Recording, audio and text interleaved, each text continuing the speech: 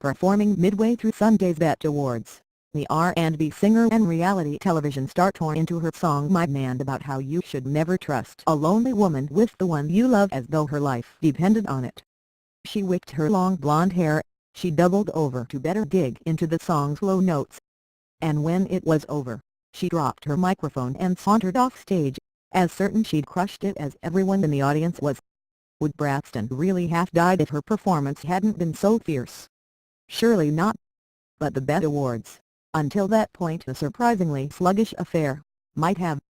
In the past few years, the cable network's flagship awards show has been the liveliest and most relevant on TV, with electrifying performances from top hip-hop and R&B stars and a focus on progressive values that has often made the Grammys and the American Music Awards look trivial. Yet this year's edition, broadcast live from the Microsoft Theater in Los Angeles, suffered a serious dip in energy, and seemed to back away from the chance to more deeply engage the issues of today. One problem was the lack of A-listers such as Drake, Nicki Minaj and Beyoncé, the last of whom is said to have given birth to twins recently and therefore wasn't available to collect the Viewer's Choice Award she won for her song Sorry. Other winners included Migos for Group of the Year and Kendrick Lamar for Best Male Hip-Hop Artist. Lamar hadn't been announced in advance as a performer but showed up to do Mask Off with Future, a last-minute cameo that made you wonder if someone at BET called the Compton rapper Sunday evening around 6:30. More troubling, the artists who did appear failed to do much worth getting excited about. Chris Brown sang the perfunctory Party, while Big Sean combined several of his hits into a boring medley. Trey Songz performed Seduction by Numbers in his slow jam Nobody Else But You. Mary J.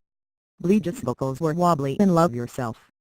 And then there was Post Malone, the polarizing white rapper who clung to Quit It of Migos like a life preserver as they did their duet Congratulations. Given the lackluster company, you could understand why Braxton figured she could snatch the crown when her opportunity arrived. In fact, her game-upping moment inspired competition. After My Man, the 4-hour show improved considerably.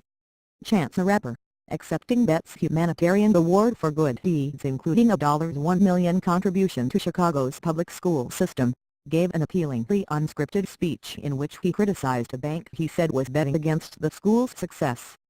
Saxophonist Kamasi Washington and singer El DeBarge, the latter dressed in a dazzling red suit, paid tribute to the late George Michael with a warm and loving rendition of Careless Whisper. And the members of New Edition, whose lives were dramatized this year in a painstaking BET biopic, brought a rowdy thrill to the show as they crowded the stage to accept the Lifetime Achievement Award. After their speeches, a lengthy stretch of dead air took place, long enough that the wheels appeared to be coming off the BET Awards again. But the delay was actually because of New Edition's changing costumes for another unannounced performance of its classic R&B song Can You Stand the Rain.